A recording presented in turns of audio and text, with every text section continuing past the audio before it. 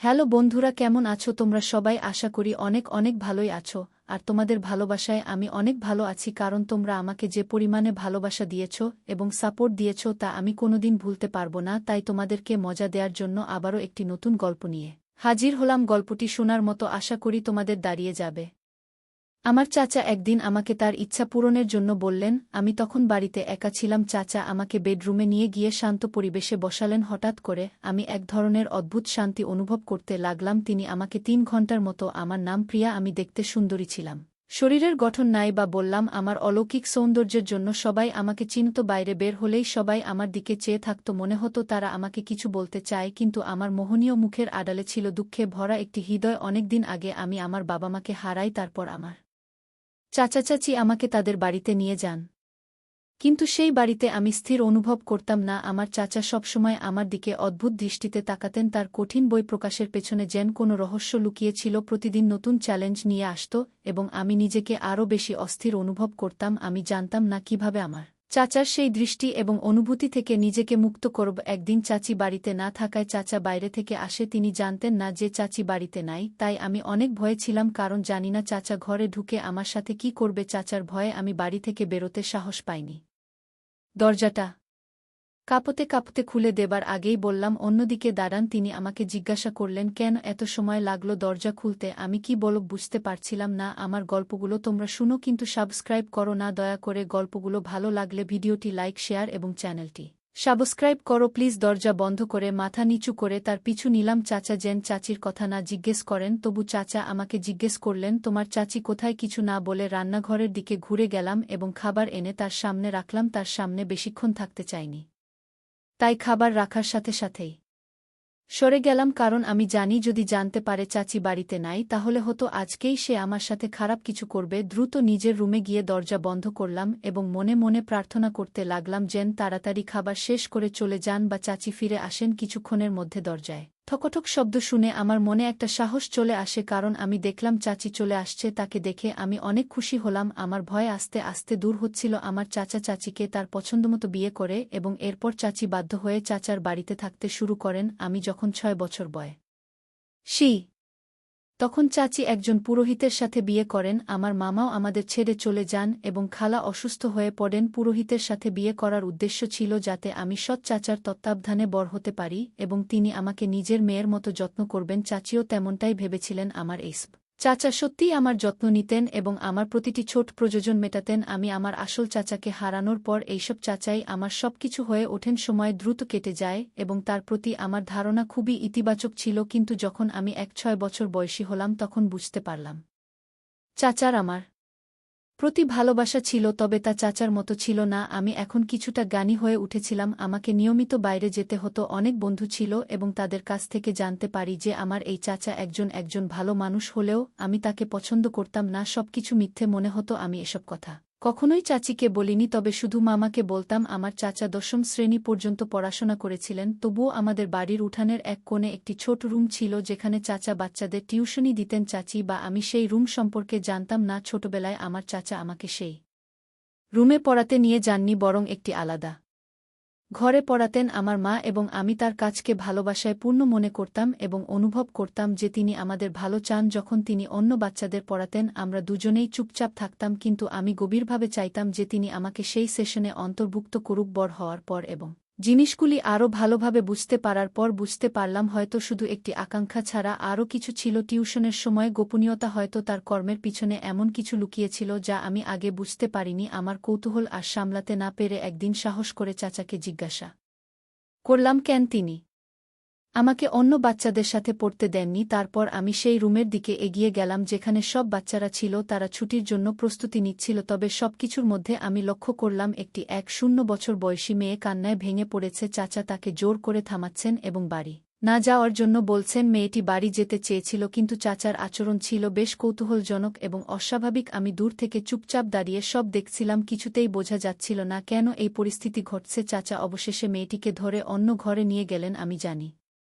নিজের চোখকে বিশ্বাস করতে পারতেছিলাম না যে চাচা এসব কি করছে। আমি পিছন পিছন গিয়ে দেখলাম দরজা বন্ধ হয়ে গেল এবং চাচা মেয়েটিকে শান্ত করার চেষ্টা করছেন। আমি সবকিছু চুপচাপ দেখে যাচ্ছিলাম এবং তখনই বুঝতে পারলাম যে আমার বন্ধুরা চাচা সম্পর্কে যা বলেছিল তা হয়তো সঠিক ছিল। আমার মনে চাচার প্রতি ঘৃণার বীজ জন্ম নিতে শুরু করেছিল, কিন্তু আমি তা প্রকাশ করতে পারছিলাম না। অন্য সবার কাছে তিনি ছিলেন একজন দেবতা, বিশেষ করে আমার চাচির কাছে তিনি শুধু স্বামী ছিলেন না, অনেক কিছু। আমার মধ্যে থাকা আবেগগুলো খুবই বিভ্রান্তিকর হয়ে উঠেছিল। যিনি আমাকে বল করেছেন তার সম্পর্কে এই দ্বিধা আমাকে ছিটে ফেলছিল। আমি অনুভব করছিলাম যে এই মুহূর্তটি আমাদের জীবনের একটি গুরুত্বপূর্ণ পরিবর্তন নিয়ে আসবে, এমন একটি মুহূর্ত যেখানে গোপন সত্য প্রকাশ পাবে এবং সম্পর্ক ভেঙে যাবে। এখন থেকে আমি চাচাকে গোপনে নজর রাখতে শুরু করব।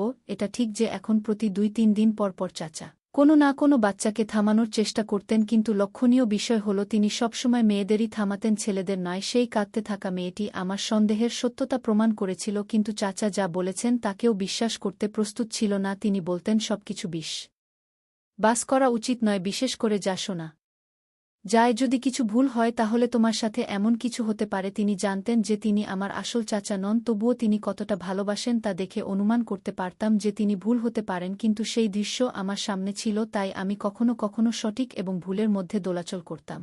আমি ভাবতাম তিনি আমার চাচা নন, আবার মাঝে মাঝে ভাবতাম যে চাচি তার সম্পর্কে যা বলছে তা সঠিক। এভাবে সময় কেটে যাচ্ছিল এবং চাচার প্রতি আমার ঘৃণা বাড়ছিল। এখন আমার বয়স 9 বছর এবং চাচি আমাকে তার স্কার্ফ পরে স্কুলে পাঠাতেন কারণ আমি অনেক সুন্দর ছিলাম তাই।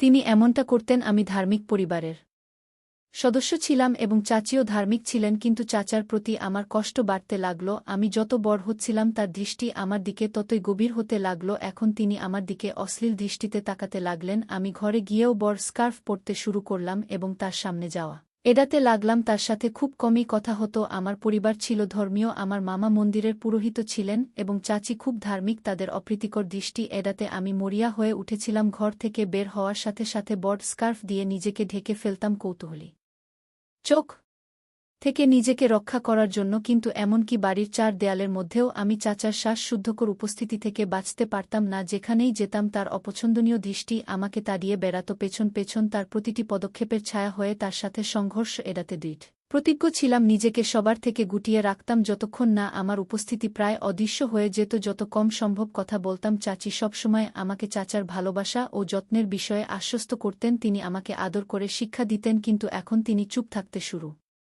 করলেন। হয়তো তিনি বুঝতে পেরেছিলেন যে আমার চাচা সম্পর্কে আমি যা বলেছি তা সত্যি ছিল। যদিও তিনি আমার চাচা ছিলেন, যখন একজন ভাতিজি তার চাচার সাথে নিরাপদ বোধ করে না তখন সেই সম্পর্কটা আর স্বাভাবিক থাকে না। আমি সবসময় অনুভব করতাম যে চাচা আমাকে তার ভাতিজি হিসেবে দেখেন না।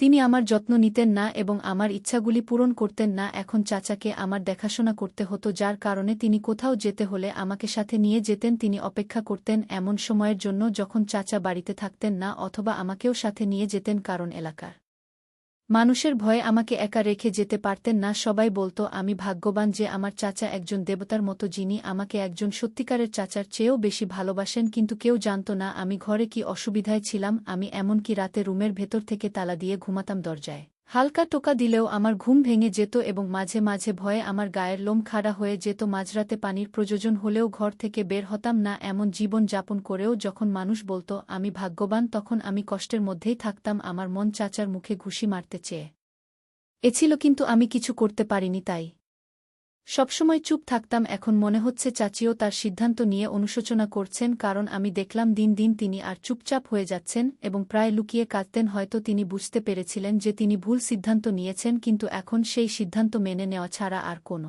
উপায় নেই। একদিন আমি গ্রামের মোড় দিয়ে যাচ্ছিলাম এবং একটি মহিলাকে দেখতে পেলাম। মহিলাটি আমার চাচির কাছে এসে নিচু স্বরে বলছিলেন যে তিনি আর তার মেয়েকে চাচার বাড়িতে পাঠাতে চান না। তিনি বললেন তার মেয়ের সঙ্গে চাচার আচরণে কিছু সমস্যা হয়েছে এবং তিনি তার মেয়ের নিরাপত্তা নিয়ে চিন্তিত। চাচি তাকে বোঝানোর চেষ্টা করলেন যে হয়তো এটি ভুল বোঝাবুঝি হতে পারে, কিন্তু মহিলাটি অনড় ছিলেন যে মেয়ের নিরাপত্তা সবচেয়ে গুরুত্বপূর্ণ। এই উদ্যোগ ও অনিশ্চয়তার মাঝে চাচি একটি সিদ্ধান্ত নিলেন যে তিনি নিজেই প্রিয়ার চাচার সাথে কথা বলবেন এবং নিশ্চিত করবেন যে এমন কোনো ঘটনা আর না ঘটে। রাতে চাচি দৃঢ়তার সাথে বাড়ির দিকে হাঁটতে লাগলেন। বাড়িতে পৌঁছানোর সাথে সাথে তিনি চাচার সাথে কথা বলতে শুরু করলেন। আমি লুকিয়ে সব দেখছিলাম, কিন্তু চাচা হঠাৎ রেগে গিয়ে চাচির উপর হাত তুললেন। আমি সামনে এসে চাচিকে বাঁচানোর চেষ্টা করলাম কিন্তু পারিনি। মহিলারা এরপর আমার চাচার সম্পর্কে কথা বলতে লাগলেন। সেদিন রাতে চাচা চাচির উপর খুব রেগে গেলেন এবং আমি অসহায়ভাবে সব দেখলাম। তিনি রেগে গেলে চাচিকে অনেক মারতেন। তার নিষ্ঠুরতা চাচি চুপচাপ সহ্য করতেন কারণ তার আর কিছু করার ছিল না।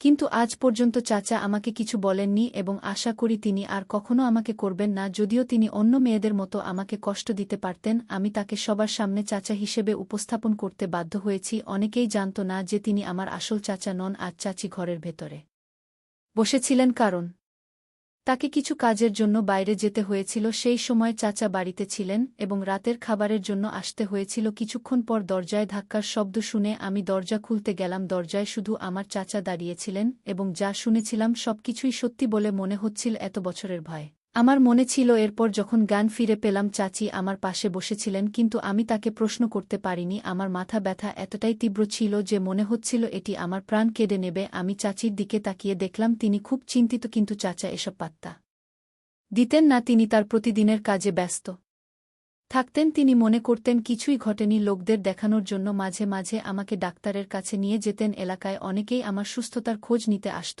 এবং চাচিকে প্রশ্ন